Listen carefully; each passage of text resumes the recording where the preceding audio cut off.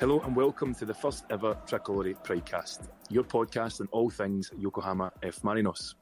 My name is Jamie and I'll be your host, but I'll be joined by a range of guests from across the globe as we give you a run through of all the latest news and goings on at the Nissan Stadium. I'd like to start off by thanking you, the listener, for tuning in. Whether you're a Mari Sapo, Marinos supporter, or a general J League enthusiast, we're grateful to have you along for the ride. I'd also like to extend our thanks to Ben Maxwell of the world-famous J-Talk podcast for prompting us to begin our own podcast. And for those of you who somehow have managed to find us without first encountering the J-Talk pod, then please do make your way over there and give it a listen. You will not be disappointed. So let's kick off the podcast and the new season with a couple of my mates who just so happen to be big Yokohama F Marinos supporters, Stuart and Tony. So Stuart, how are you today? And can you tell the listeners where you are based? I'm very well. So I'm based in the hometown in Yokosuka right now. I first came to Japan in 1988, but I didn't follow football until about 2012, the end of the season. So I've been following Marinos since then, and that's where I met you guys. Indeed it is, and don't steal my thunder, Stuart, because we are going to endeavour to find out a bit more about your Marinos story. But first off, I should introduce Tony. Tony, how are things today? And similarly, could you please let the listeners know where you're based? Hi, Jamie. Hi, Stuart. I'm Tony. I'm based in Melbourne, Australia. I started following Marinos in around early 2009. My local team here in Melbourne had been in the ACL, and I was casting around for a J-League team to follow, and probably took the easy course, and I chose the former team of one of my favourite players. So I settled on Yokohama F Marinos, and I've been following them since 2009. Excellent. Well, we'll come and maybe give a wee bit more detail on, as I say, that Marinos story that you've got, and we'll maybe find out who that favourite player was, Tony, and how that player came to be your favourite. But for full discretion, I should disclose, for those who haven't picked up by my accent, that as a lot of people involved with Yokohama F Marinos seem to have done recently, I'm in Glasgow, in Scotland, and I'm kind of based on current trajectory and projections. I'm assuming that you two will be joining me here soon, as well as Ange and Daisen Maeda, is that right? Yeah, I definitely would if I could guarantee I could get back into the country here. But yeah, I would love to get over. Good. Well, let's move on then to our first segment of the podcast. And I think it's fair to say none of us are native to the Kanagawa area. So, Stuart, I'll start with yourself. But you mentioned late 2012 as being your sort of starting phase of your Marinos fandom. How did you find the club effectively? What's your Yokohama F Marinos story? Well, around that time, my son suddenly became interested in football. I think he was playing in the playground and showed an interest in supporting a team. So I said, well, why don't we just go to the local team and properly support them? So it was a friend of mine who was already going there with his family, and we joined him, and from there it kind of snowballed. We gathered more and more people, and now go as a group, about 20 people at times. So I was actually in the hometown and decided to follow the local team. Excellent. And for yourself, Tony, you mentioned earlier on it's been about 13 years for you, making yourself the most, making yourself probably the most seasoned fan on this particular podcast. What's your kind of Marinos story? And you mentioned about a favourite player. Just who was that? Yeah, well, it's no surprise. It's probably going to be a bit of a common theme for a lot of people who join us at some stage this season. Nakamura Shinosuke. Yeah, I'd seen him play for Japan, and also I first saw him early on Sunday mornings here. There's the Serie A highlights in the early 2000s, and I saw Shunsuke and Nakata and Rakoba were the ones that I can remember standing out for me when I'd see the highlights. And yeah, Shunsuke was one of those top three of my favourite players that I'd see on those highlights. And so, yeah, it was his former team that that grabbed me. Yeah, Tony, you've kind of given my own answer effectively. That's the same story for me. Funny you mentioned those early Serie A highlights because in 2001, I think it was, Parma came to play against Celtic in a pre-season friendly, and Celtic are my local team. And I can remember really watching the game and being astonished by Hidetoshi Nakata, and also that yellow and blue sort of hooped jersey. I'd never really seen a jersey of that colour before at Celtic Park. So that was kind of my segue into Japanese football, and then just so happens I ended up on a school trip, which makes my school sound as if it was really wealthy, but I can assure you it wasn't. A school trip to Japan that coincided with Shunsuke signing for Celtic 2 days before that.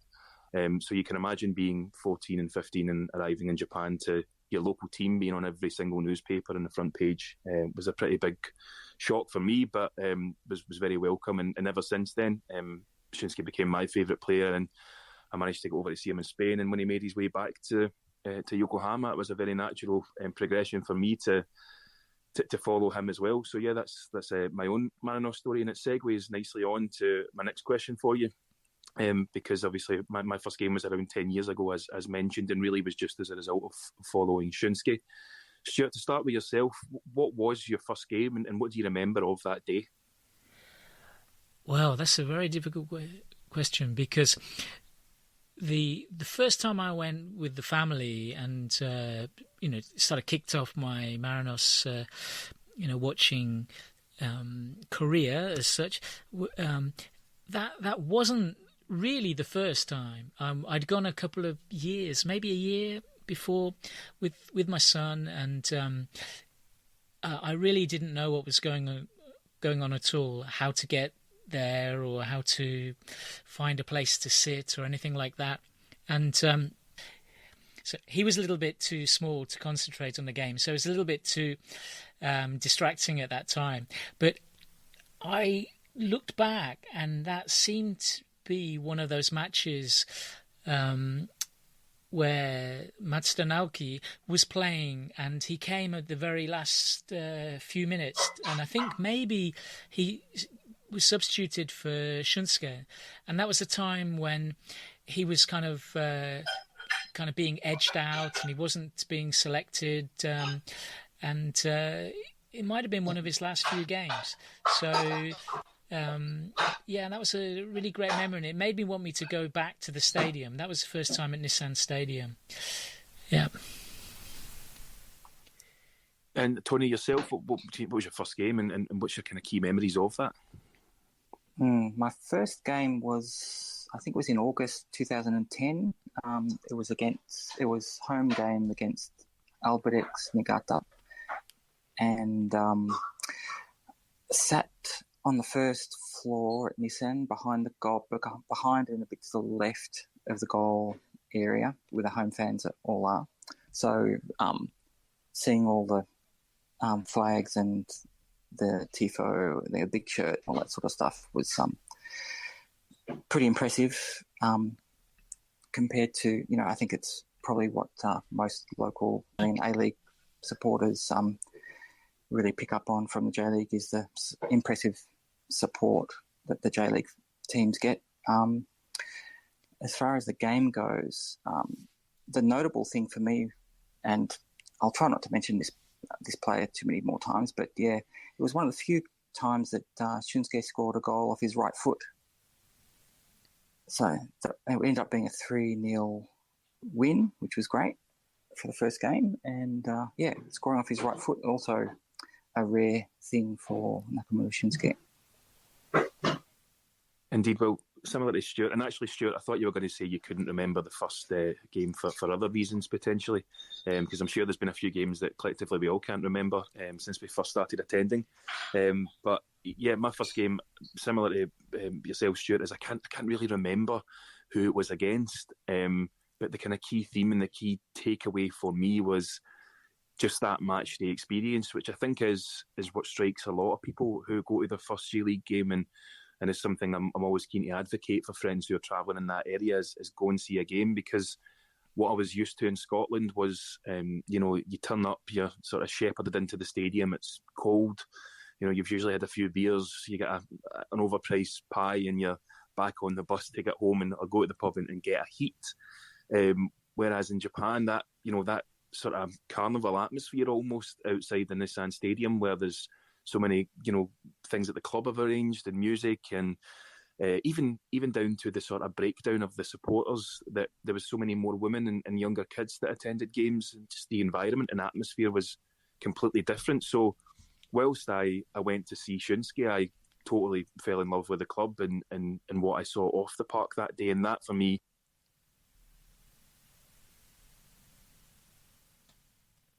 despite the fact I can barely remember the scoreline or really how the game went, I was so taken by kind of what I saw in the stands. And as you mentioned, Tony, the flags and the atmosphere, the songs, that sort of stuff, it just seemed like it kind of came from nowhere for me. And really, I went home and I was kind of bitten by the bug. There was no way that, what started off as a bit of an interest, effectively that day developed into, fully becoming a supporter.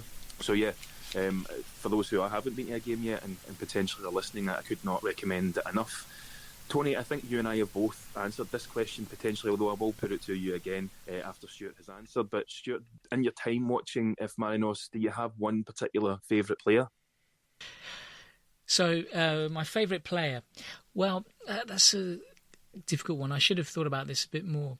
I really, in the past, we all know that I was really keen on Manabu when he was playing at the very start, and I don't really know why that was. I think it was a lot of I won't say hype, but he was kind of seen as the player that was coming up and coming, but he never really made it. And then also, for me as well, Shunsuke was a big hero until he left. So.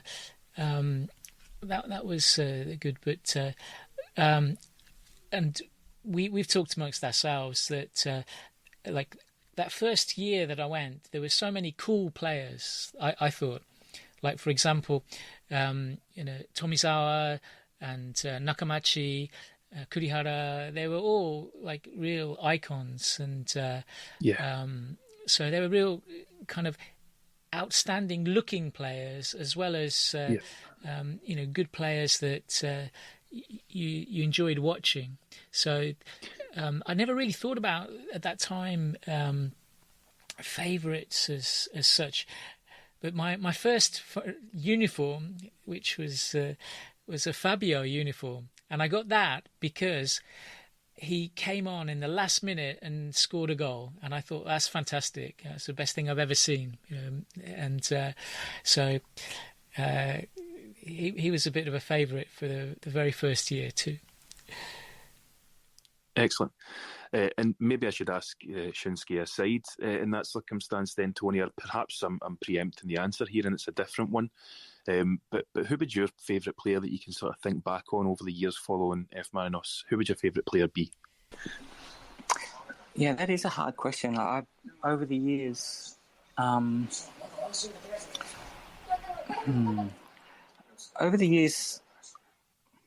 probably a player like Hyodo. He just always seemed to battle really hard. He was one of those undervalued players, or players who was undervalued by supporters of other teams. He always he did everything going forwards and backwards between our defence and attack. And I think I remember Shunsuke actually said, if you don't appreciate Hyodo Shingo, then you don't understand football, which was a pretty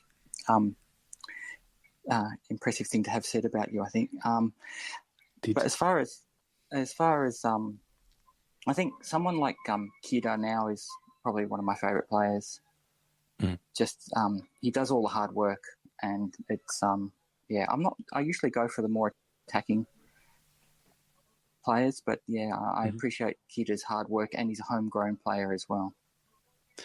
Yeah, and I think that always adds extra weight. And I think, Tony, which the point Stuart made, and Hyodo would tie into this as well, about that early Marinos team, had a range of characters. And when you look back on them in terms of their age, they were more sort of mostly senior pros and guys in their late 20s.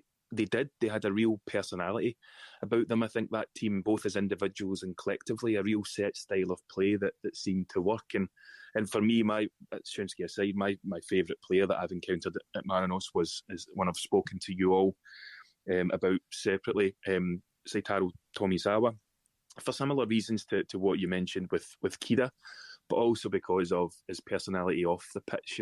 He was a real sort of fun-loving character. He was always, having a joke and a laugh with the supporters. But when the whistle went, he was all business and all action. And for me, kind of was the backbone of that Marinos side that we kind of, certainly for Stuart and I, sort of first encountered following the club. So yeah, for as much as the match experience was kind of bitten by the bug and brought in to be a Marinos supporter, really that first established team, as Stuart mentioned, had great personality and really sort of brought me in to continuing that supporting of the club. Next one's probably a wee bit harder, so I'm going to answer it first to give you time to have a think about it, because I am doorstepping you with some of these questions. Favourite goal that was scored, and for me, the favourite goal, the best goal that I have seen in the 10 years or so supporting Yokohama F Marinos is not a title winner or anything like that, but is a goal that Shinosuke scored against Shonan Bellmare in April 2013. And it was a free kick from just outside the goal on the left-hand side. And the reason that's my favourite goal was not because it was particularly special or brilliant or important, but because he gave me the boots he was wearing when he scored that goal, when I meandered up to the training ground a few days after that to make my first visit to the now defunct or now non-existent Marinos town. Those boots are sitting in my cupboard, and as a result, whenever anybody comes in to visit for the first time, they're almost always showing those boots and showing the goal that he scored with those boots on. So yeah, that's my favourite goal over the past 10 years. And I'll start off with yourself again, Stuart. If you could think of any one particular goal that was particularly meaningful or seemed skillful, then what would you say that would be over the past 10 years? Okay. Very easy for me, because it was the most amazing goal that I'd ever seen. It was Hugo Vieira in the last minute of a cup tie, a league cup tie, where if we had continued in a draw at that point, we'd have been there for another hour, in the stadium by the time the match had wound up and all the things there. And in the very dying seconds, Ikura kicked the ball to Hugo Vieira right into the left-hand corner, and he ran a little and shot almost parallel with the line, and the ball somehow twisted into the goal behind the goalkeeper, so flat along the goal line. It was right in front of me, so it was, you couldn't have had a better place to see that goal. And that wound up the match, and we won that, went into the next round, and we all went home early. It was the most amazing, 30 seconds, everything changed. So that will never, I'll never forget that goal. And Tony, for yourself, It's such a difficult question. I've got a couple that stick out, but I don't think they're the best. When I try and think of one of the first ones that comes to my mind is Marquinhos' overhead kick against Sagan Tosu. I remember that. And look, I'm not the kind of person that actually likes overhead kicks that much, but it just it was just a great memorable goal. Another one, in 2013, Shinosuke against FC Tokyo, when he repeatedly cuts back left and right in front of 3 FC Tokyo defenders, knocking them off balance, and then finally, as he himself falls over, shoots past Gonda. And now I can't even remember who scored, but I think our first goal in 2018, which you could say was a quintessential Ange ball goal, where we played it out from the back corner up through, probably half dozen to 10 passes right up to the other end of the park and scored. I think I can. This shows perhaps the modern state of mind. I can remember retweeting it, but I can't actually remember who scored it. So, I think our first Ange ball goal sticks in my mind the most, but even if I can't remember who scored it. I'm sure we can find that and retweet it through one of the networks if we need to, one of our Twitter accounts, I'm sure, Tony. But yeah, that's interesting. And I think maybe what we could do at this point now is if it's okay with yourselves, move on slightly to discuss some more recent news, now that we've kind of given a bit of information about who we are and our kind of favourites and memories of the club. So Stuart, I think I'm going to ask you to take the lead with this one a wee bit here, by looking at a review of our transfer window, and sort of assessing what's been happening. Then I'm guessing if we could start potentially with the players who have joined the club recently. I wanted to start off by just explaining how the transfer season works. So for those who are not familiar with the Japanese football, let me just explain. Hold on. Okay, so the season ends in December, and the players whose contracts are going to be renewed are announced very early on. And most players' contracts are listed as terminating on January 31st the following year. So we assume that any players who are not immediately terminated have been given an offer to continue with the club, and it's up to them or their agents to find a better offer and negotiate with the club terms and conditions for the following year. And in some cases that means the negotiation continues right up until the contract deadline time in January 31st, and even beyond that in one notorious case. So each year Marinos hosts a public event in January where the new players, the manager, the team numbers and uniforms are presented to the public. And in the past this was done at the Nissan HQ auditorium. It was quite an interesting event to attend. More recently, it's been live streamed from there, so you can watch out next year in January if you're interested. So, some other clubs announce their uniforms and even wear their uniform at the end of the previous season, but with Marinos you have to wait until January for the announcement. So up until that announcement of the team and the uniforms and the opening welcome for the season, the news is trickling out on the official account day by day. So this year, on December the 8th, the Marinos announced that they'd renewed the contract with Kevin Muscat. And as you know, he joined last summer as a replacement for Ange Postecoglou. And this will be his first season in charge. So what do you think about Kevin getting renewed this year?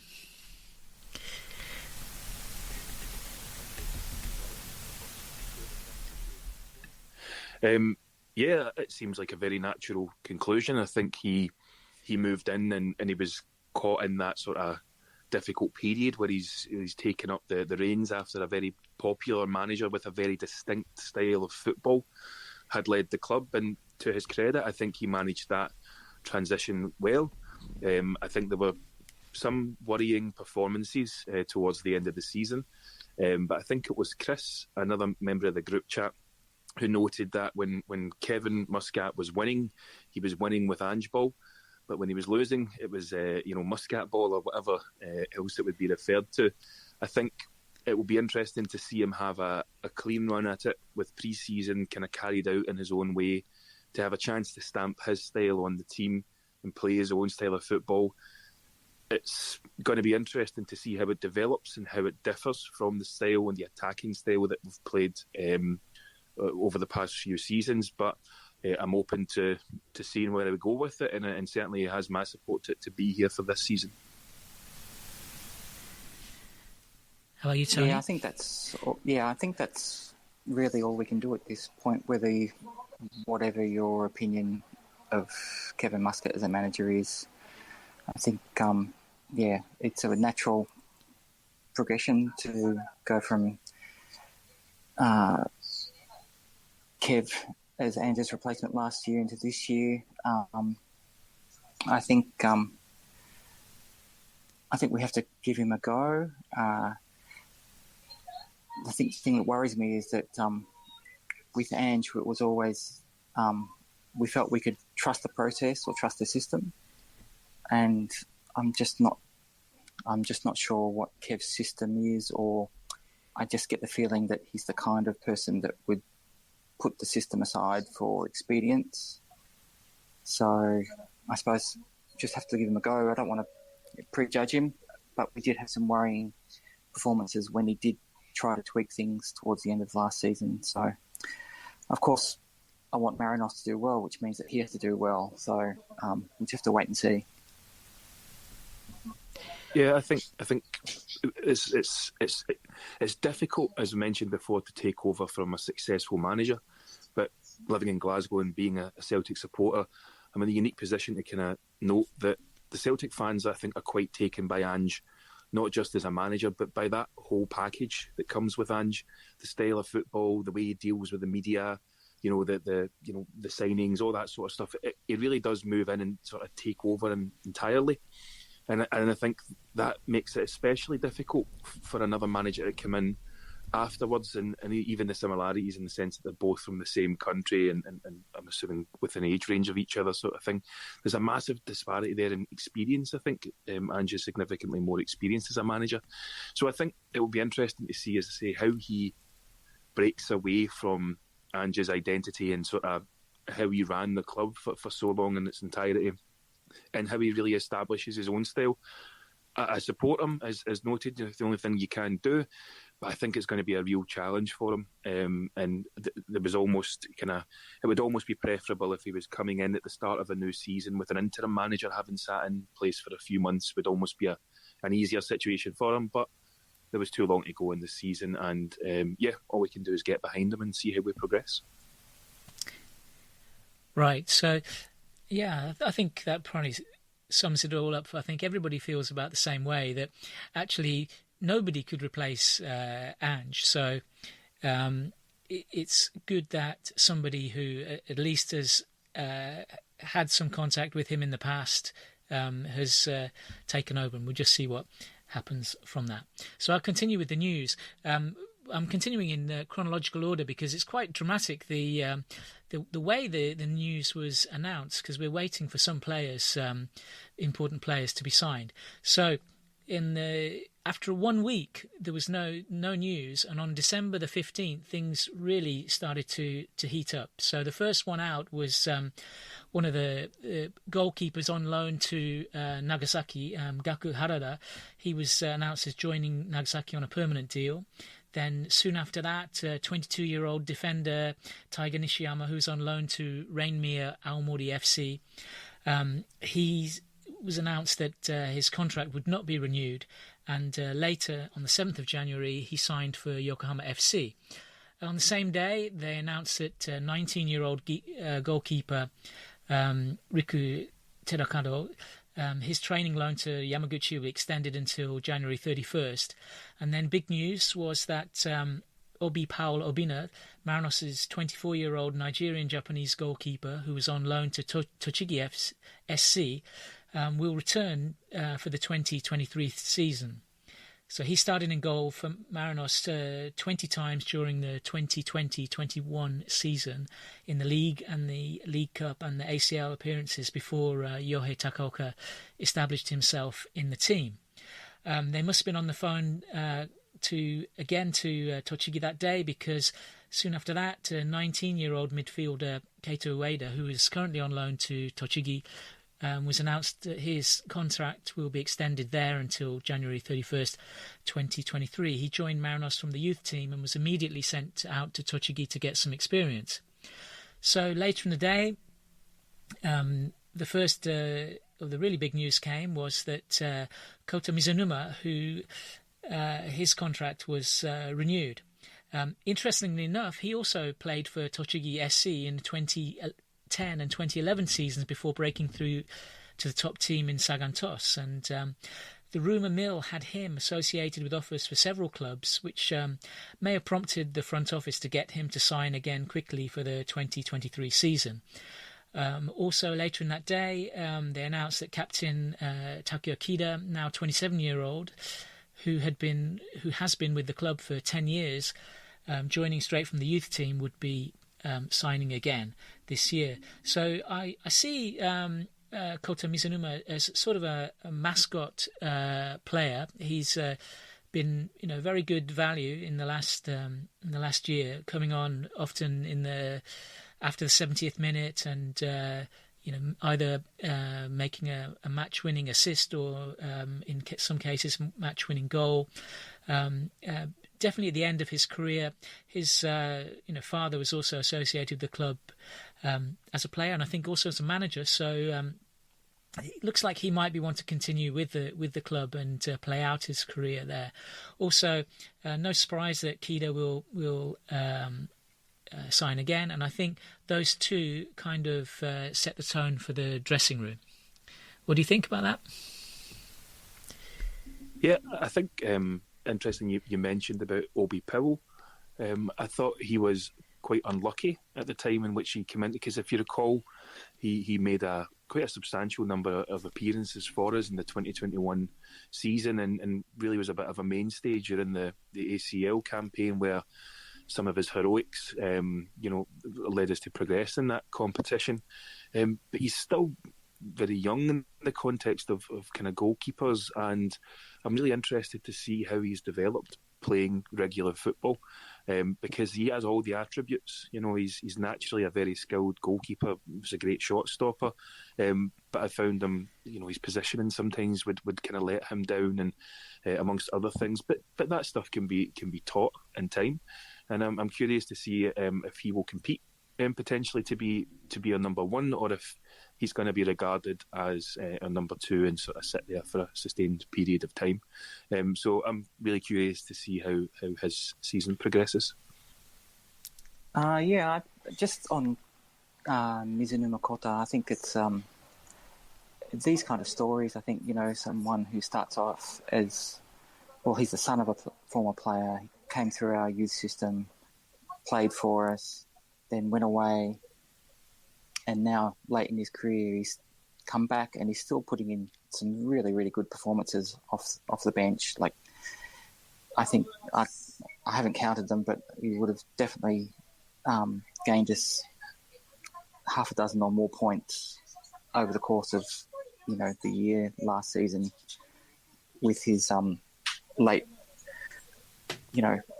assists, his crosses from the right there. So I really like those kind of stories around the club. Same with like Kida coming up through the youth system and being, hopefully he'll be a Marinos clubman, his whole career at Marinos. So, so Mizunuma, I'm a fan. I know he's much derided in other circles, but he's done a good job for us, so I can have no complaints. Yeah, I think actually he's one of the players that you wouldn't really notice if you only watch the highlights, because quite often his contributions are just there in those final minutes that really kind of turn the game or kind of stabilise the game at the very end to make sure that we win.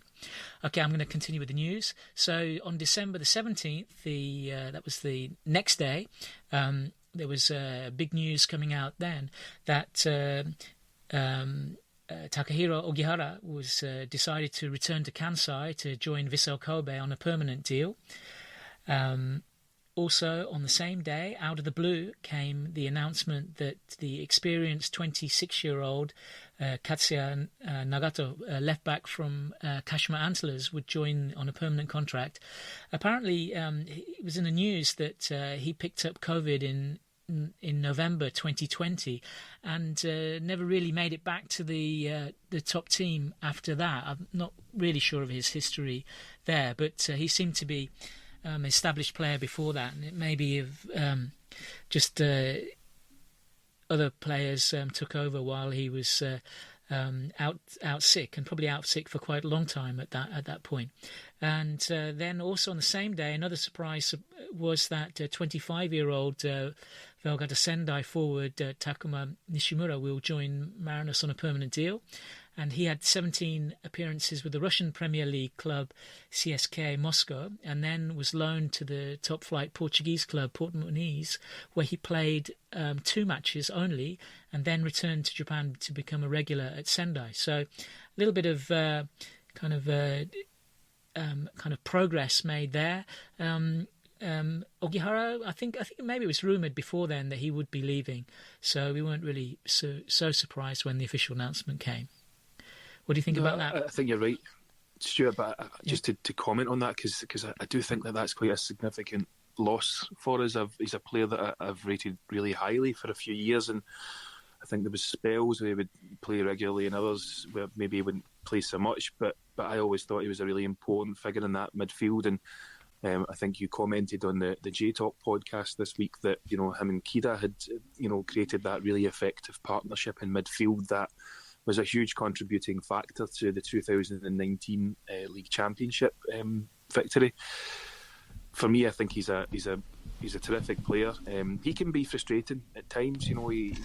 His lack of pace sometimes would show up, and his decision making sometimes would be kind of problematic. And I know that he's not everyone's cup of tea, but for me, I would have preferred to have him this season than not have him. And I thought he was a very good player. So, yeah, whilst it was kind of largely expected in some quarters, I was still a bit gutted to see him move on. Yeah, I'd been pretty critical of him since he came to us, but I agree. I think he's a really big loss. He's grown on me. Yeah, he does. That partnership with Kida is so important. Kida will stay back and be a bit more of an anchor, and Ogihara had the freedom to go forward, and he actually created a lot of stuff in and around the box. He'd set up a lot, put in a lot of important passes from the edge of the box or from inside on either side of the box put the pass into a player in a good position for a shot. So it's a big loss. I think. It'll be interesting to see how I think Watanabe looks like he's the one that's going to take over that role. So who's a great young player, but he's got big shoes to fill. And also noting, we mentioned Ogihara leaving there, but I was particularly relieved that Kida signed on, because for news you'll come to in relation to Maeda soon enough, I was kind of thinking that he might be another player that Ange would have sought to take with him, given the impact and role he played in Ange's teams over his time at Yokohama. So I'm pretty glad to see Kida stay. It must be a strange situation for you, Jamie, where you would obviously like good players to come into Celtic, but you also would like good players to stay at Marinos. Yes, it's a very strange situation, and I think maybe Sean, a friend Sean, who is from Glasgow and is a Celtic fan and an F Marinos fan, also will be able to speak to this at some point in future with me. But yeah, it's very conflicting emotions, because having that knowledge of the F Marinos squad and kind of trying to see where players would fit, you're almost sort of trying to do the maths in your head about who could join you and who could come where. I think it's worth noting that Maeda's only the second ever player that Ange signed from a previous club. I'm sorry, Stuart, I know you're going to cover Maeda's departure shortly, which was a surprise and made me think that potentially he wouldn't come back for multiple players. But I've always rated Kida so highly, and anyone I've ever introduced to Marinos, whether they know the team or not, has always picked him out as being the kind of the heartbeat of the team, and I think that's fair comment. So yeah, he's a terrific player, and I'm pleasantly surprised that Ange didn't go for him, because he's a one club man. He's been at Marinos for a long time, and my hope is that I can't believe he's only 27. I feel like this guy should be in his early 30s at this stage. But my hope is that he, unless he seeks a move overseas, which I can't see as a club captain, that he stays at Marinos for his career, because I think it's the best place for him, despite his talents and my belief that he would be a good player for Celtic or anyone else. My hope is that he stays with Marinos. Okay, so pressing on. From 3 days later, we got some more news that in December 20th, that the club had renewed its contracts with Ryo Miyaichi and Yuki Saneto, and also Ryotaro Sonoda. So the 29-year-old winger Ryo Miyaichi has experience playing in the Premier League and in the Bundesliga, but after joining Marinos in 2021, he only made one appearance, and let's hope that he comes to form in 2023. Yuki Saneto has been an important and reliable squad member for Marinos, filling in the defensive role when regular players have been unavailable. I'm very happy to see him sign again. And then the 22-year-old centre-back, Ryotaro Sonoda, he joined us after completing his studies at Tsukuba University and made his first appearance on November 6th at Nissan Stadium when he came on in the 68th minute to replace Tomoki Iwata in the match against FC Tokyo. And we could see the other players guiding him and coaching him. That was his first J1 professional appearance. So also, a new signing came in on December 20th. The Marinos announced another surprise that 19-year-old Nigerian-Japanese defensive midfielder Joel Chima Fujita joined Marinos from Tokushima on a permanent deal, and he made 13 appearances for Tokushima in 2021 and 45 appearances for Tokyo Verdy in the 2019-2021 seasons. He looks to be a very good young player. Hope he gets time on the pitch. Also on the 20th, they announced that Yuta Koike will join Marinos from Cerezo on a permanent deal. In 2018 and 2019 season, he had hopes of making it big in Europe in St. Trudeniz, but he didn't play in the top team and returned to loan to Kashima Antlers, where he played 14 matches. So joining Cerezo the following year, he made only 9 appearances. So another Koike to join our squad. So out of those new players, any interest?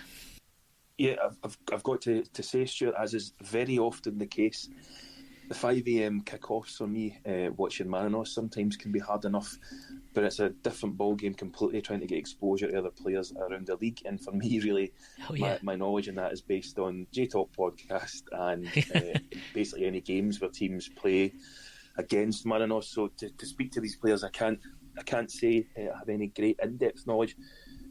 However, I'm open to anything, and I'm pleased to hear that we've signed Nishimura. I think it was you mentioned that had played previously in Moscow and also, or certainly in Russia and also in Portugal, because we tend to have good success when we bring former strikers back from Portugal. I think it's fair to say, based on recent form. So open to all suggestions, but for me, the players that are open to all new players, I should say. However, the players that have re-signed, I think, in the core of that squad are really where the value is for me. Yes, actually, for me, exactly the same, though. That I watch quite a few matches for other teams and things like that, but players don't really stick out in my mind unless we sign them. And I looked at Joel the other day on YouTube, and he looked great. You know, like it's really great young player. So. That'd be good. How about you, Tony? You got any comments on these new signings? To be honest, I don't know much about them. I was a little bit underwhelmed, perhaps my first impression, but on further thinking, I think Koike and Nishimura, and even Nagato, I think they seem like they're players that have all shown something in the past and then maybe had a bit of a downturn in their progress. And I think they've probably got something in there that hopefully we'll be able to bring out.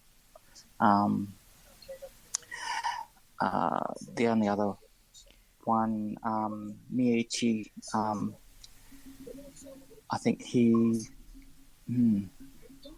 he may be an important re-signing, given one player in particular who's left us. But it's a bit of a worry if we place too many high hopes on him with his injury record. So I hope that we've just been trying to take it easy with him this last 6 months and not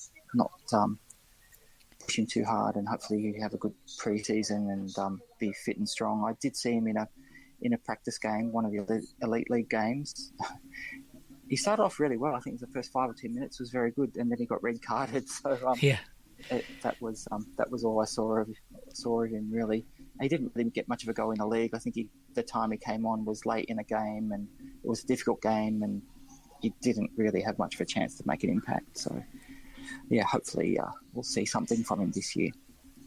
Yep, looking forward to... Player that I've been aware of for a decade. He's a guy that has had, I think it's fair to say, so much potential and was touted for so many big things. And I think it's fair to say that over his years in Germany and even in Holland to some extent, that he's made a great contribution to that, to those clubs and played at a decent level. But I think compared to where we expected him originally from those days in Holland, and then even making that move to Arsenal, he's a guy that I think would have been touted to do significantly more. And my hope is that at 29, as you say, Tony, if he can stay fit and have a good run of games, then it potentially could be a big contributor to F Marinos. And I think we have a relatively experienced squad at the minute. So my hope is that he kind of comes in and plays an important role in that, and also supporting younger players coming through, given his breadth of experience. So, yeah, I'm another player that I'm hoping to see sort of bigger things from this season. Despite the fact that he's been around Europe for a while, he's really not played. I think he's only played around about 200 odd games over the course of his career, which really isn't a lot considering some clubs in Europe are playing 40, 50 games a season. So, again, I'm just hoping he kind of comes in, sort of establishes himself and beds in and avoids injury for a spell in order to try and sort of make an influence, have an influence on the team. So, yeah, big season for Maichi, I believe. I think it's a big season for him in the context of his career as well. So I hope he pushes on. Okay, I shall carry on. So December 21st was also a busy day. Marinos announced that former youth player, 21-year-old central midfielder Keigo Sakakibara, who had joined from Reimei Aomori and will immediately rejoin Aomori on loan. So seems to be quite a contact going on between Aomori and Marinos. Seem to have exchanging players and seem to have a good relationship with them. Also on the 21st, they announced that Hokkaido-born 22-year-old Senegalese-Japanese forward Nadao Talla joined Marinos after university last year and was on loan to Machida for the year. Will return to the club. He was sent out immediately on loan after joining, and looking at his YouTube, the practice matches on YouTube, he looks to be a really good player, and I would say that he has similar characteristics to Maeda, and I hope that he can get a chance to show those on the pitch. Also on the 21st, 20-year-old forward, Marinos youth player Eitaro Matsuda, who's on loan to Omiya, was announced that he will transfer to Albrix Niigata on loan until January 31st, 2023. I was kind of hoping that he would come back because he did play in the league matches and look quite comfortable there, but it seems that they want him to get some more experience outside of the team before coming back again. And completing the very busy day, the club announced that midfielder Kota Watanabe and 35-year-old goalkeeper Hirotsugu Nakabashi whose only appearance since joining in 2029 was to replace Park Il-gyu when he was sent off with a straight red card in the 64th minute of the title-winning match against FC Tokyo. So he's re-signing. He seems to be, I don't know, fourth goalkeeper or down there in the depths of the goalkeeping squad. But quite happy to see that Kota Watanabe had signed again, because there were some rumours that he might have been leaving the club. Even last summertime, I think there was some rumours that probably wasn't getting enough play, so was looking to go somewhere else. And I will give it the December 22nd, because that's a quick one. The 25-year-old goalkeeper Fuma Shirasaka, who's on loan to Kagoshima, will extend the loan until January the 31st, 2023. I think Marinos actually is almost a kind of a goalkeeping school, so I'm not really surprised that we have so many goalkeepers out on loan. Any comments about probably, well, if you haven't seen Nadao Tala, then I would definitely recommend watching him on YouTube. So comments on Matsuda not coming back and Kota Watanabe staying on. Yeah, I was a little bit disappointed as well that Matsuda's not coming back this season. He did show some good promise in those few games that he played for us. I think it was the year before last now. Then going off to Omiya Adija, he played a few games and then disappeared. Now I can't remember if that was because of injury or he just fell out of favour. I suppose the good thing is that he's still out on loan. He hasn't been released to Niigata. I would like to see him come back at some stage. And I have seen that some of those training matches with Tala and Dao on YouTube, and he does look like a very good prospect. He's a very strong lad, so I hope we get to see him on the pitch as well. Just to tap onto your point, Stuart, around if Marinos kind of been a bit of a goalkeeper sort of academy, I'd never thought of that before, but not only in relation to players going on loan who are goalkeepers, but I think when you also look at the volume of former players who have spent some time at the club, thinking of Pagi and Ikura and Inamoto, even over the past few years, have all moved on and played at other clubs, I think. So yeah, it makes perfect sense. I'd never considered that, but that's interesting. Yeah. I think the goalkeeper training team, is very strong at Marinos, with the former national team goalkeeper heading that up. Okay, I'm going to carry on. And Matsunaga. Yes, Matsunaga. Yes, you got. I just slipped my tongue. Yeah. So he's he's probably coming up for retirement pretty soon, because he's getting on now, and he's still kicking the ball like a champ from the corner spot to the keepers during the practice time, and getting a cheer from the crowd every time he does it. So December 23rd, Naoki Tsubaki, the 21-year-old midfielder, is out on loan to Kitakyushu, was announced to be transferring to Mito Hollyhock on loan until January 31st, 2023. Also, 19-year-old Ryonosuke, I can't say the name, Ryonosuke Kabayama, who is currently on loan to Yamagata, will return to Marinos. And he appeared 8 times in the 2020 season and is a very welcome return. So, indeed he is. Stuart, yes.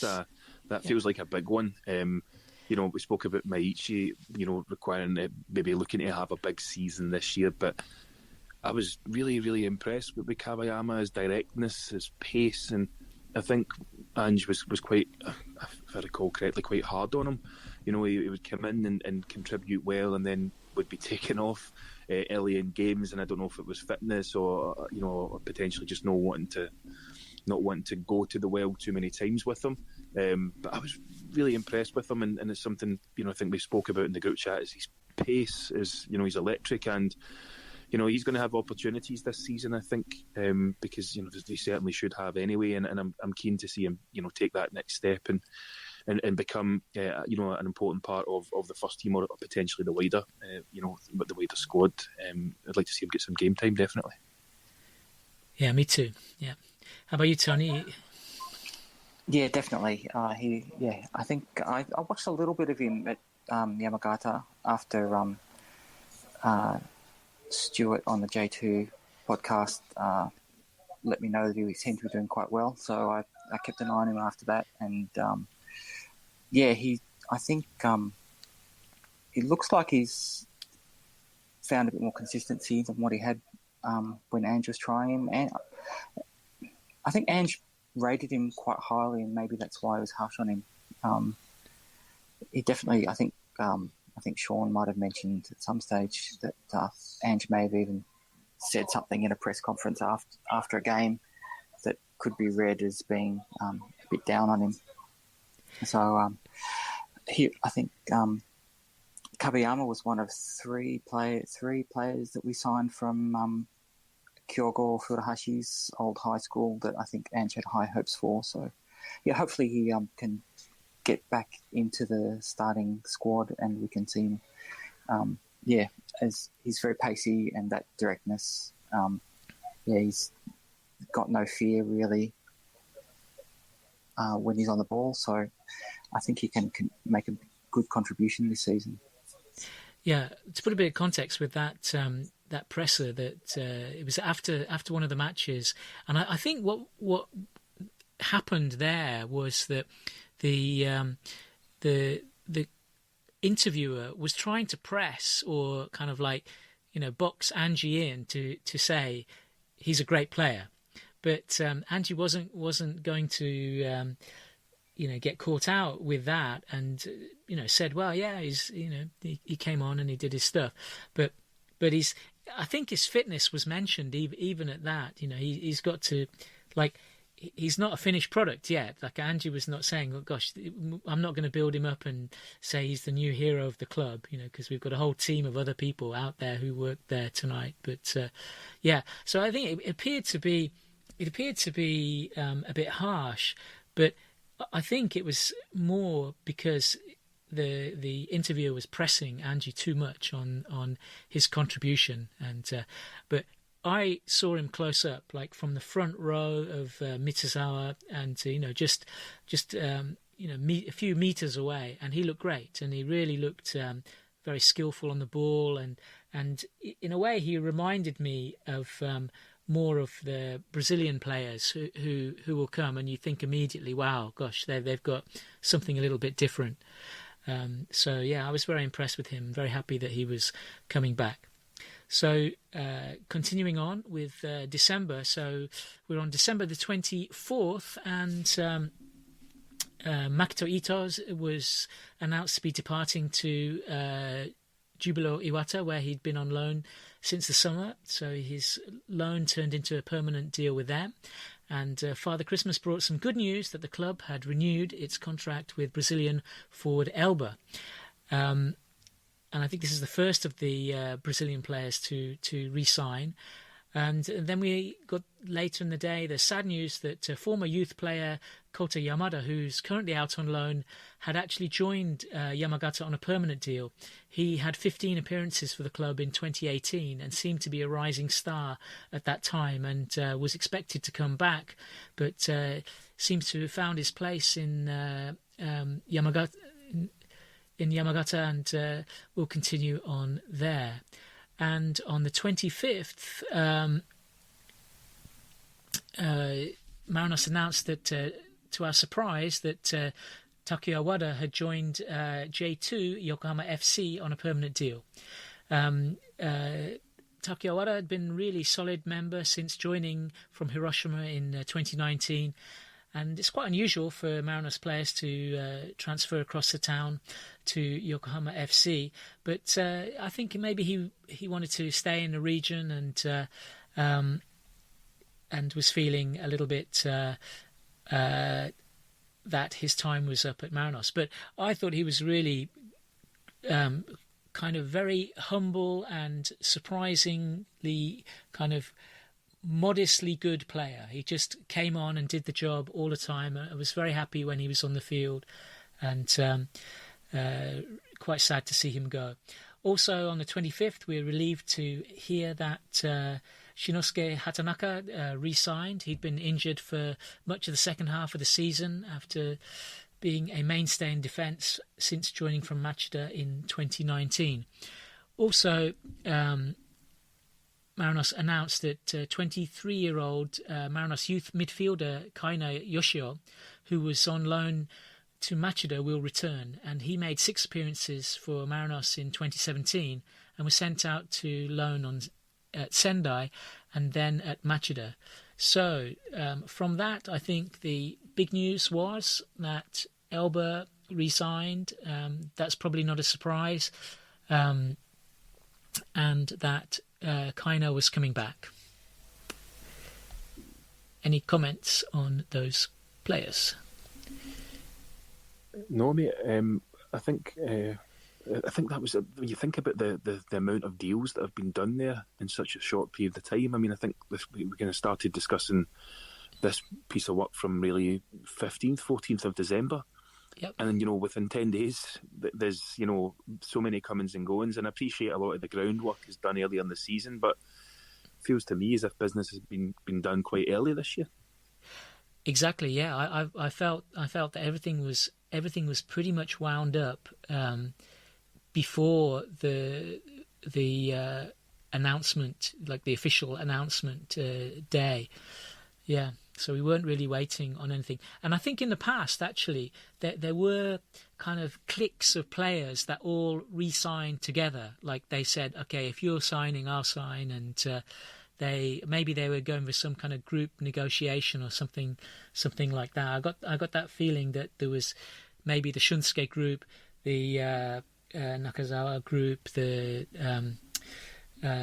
Nakamachi group seemed to be like groups of players that I wouldn't say held things up, but took a while to get the signings. But at that time, it was like, I think it was more important for Marinos to retain the players because they weren't getting good players really coming in, who wanted to play for Marinos. But that changed with Angie and the change in the style, where players were saying on their initial announcement that the reason they wanted to come was because they wanted to play the football that we were playing. So, Tony, do you have any comments about any Wada, Hatanaka, and Yoshio Elba? Yeah. Elba's a good one to get re-signed. I think. Look, Eriki is one of my favourite attacking players in the last few years, but Elba has almost reached the same level, I think. I mean, I would still take Eriki back in a heartbeat, but I think Elba has shown, especially last season, he's a great player. Ito, it was funny that he went on loan to Jubilo and then pretty well straight after Hatanaka did his hamstring. And then we were short on centre-backs for a few weeks. So I don't know. I hope we've got enough cover in that position. Wada, I think he was the kind of consummate utility defender. We played him at left, right back, midfield, centre-back. Remember he had those, I think, two games in a row, or he had a couple of one-touch volley goals. He did 2. I think there were 2 last season. Outrageous goals. I really rated him. I thought he was a great player to have in the squad. He just came in and did the job. I don't recall him making a mistake, to be honest. Kaina. I'd heard he'd been doing well out on loan, but I haven't actually seen any highlights of him, so it'll be interesting to see what he does when he comes back in. Yeah. Right. Okay, so I'm going to quickly go through to the signings until the end of the year, and there's not many. big news signings in that, I think. But let's just quickly press on with that. So on the 26th, our regular second goalkeeper, Yuji Kajikawa, was announced as joining Iwata on a permanent basis. Then the 27th, Tomoki Iwata re-signed with the club. That was a good re-signing there. Out on the 28th was Jin Ikoma, who was on loan to Kitakyushu, and he joined Yamaguchi on a permanent deal. And one of the big reliefs of the season, as it was getting a little bit late on, the transfer season, was that Thiago Martins had re-signed on the 28th. He's a really valuable player to keep going. Also announced that day was 19-year-old goalkeeper Tomoki Tagawa. His contract had been renewed, and also Takuto Minami, former youth player, was to join Morioka on loan until January 31st, 2023. We also heard that day that loanee Kenyu Sugimoto, on loan from Urawa, would join Iwata on loan from Urawa for the next season. And on the last day of the year, we heard that eventually the rumours had been true that Daizen Maeda would join Celtic on loan until June 30th, 2022, with an option to buy. So that didn't come as any surprise, and as far as most of us were concerned, I think we were actually happy that we'd be watching him playing for Celtic in the coming year. So I think from that, probably the biggest relief news was that Thiago would re-sign, and I think all the others were kind of just rubber stamping things. Indeed. Any final comments? No, just maybe to say that with Daizen, whilst there had been rumours for some time that he was going to join Celtic, I think that was always potentially in the works just because of his previous experience, playing overseas, and it's something he's mentioned himself before about his belief that potentially he didn't make the best account of himself when he was in Portugal with Maritimo, a handful of years ago. So I think that kind of had always been something he sought to go back and really try and remedy and go away, as a bit more mature as a player, a bit more accomplished and sure of his position as a start. So no surprise really to see him go. I don't know where we're going to replace 22 goals from, based on, I think it was 22 last season in the league. So that's a lot of goals to replace, and I think that's going to be a struggle this season. And in relation to Thiago, he's in my opinion the best central defender in the league and potentially in the continent. I think he's outstanding, and I think that partnership with Hatanaka, I think it'll be interesting to see how that develops in a different style of football, because the two of them have been left so exposed at times over the past 2 or 3 seasons that you're almost seeing a slightly skewed version of central defensive players, because they're not kind of carrying out more traditional roles of clearing the lines and kind of managing the game with little space behind them. They were often left isolated and quite exposed. I think a role both were fairly comfortable in, but that style of football kind of put them in precarious and often difficult situations. I think it'll be really interesting to see those two and how they progress as perhaps a more sort of standard and functional central defensive partnership under a slightly more conservative style that potentially Muscat may roll out. So for me, two great players, two great sort of re-signings for the season, and I'm very curious to see how they progress under Kevin. Yeah, Thiago is. I think he's probably the most important signing. For me, there couldn't have been Ange Ball without Thiago Martins at the back there. Just the cover he provided for our high line was astounding. I mean, the pace he has. I remember there was one game at Mizuzawa, I think it was against Consadole Sapporo, and they had a break down the right, and it might have even been the rumoured incoming Anderson Lopez that was bursting down the right or something like that. And Thiago just busted a gut from midfield and just overtook him and cleared the ball. And that just sums him up. His pace is what allows us to play such a dangerous, high risk, high reward game. So very important to have him continue.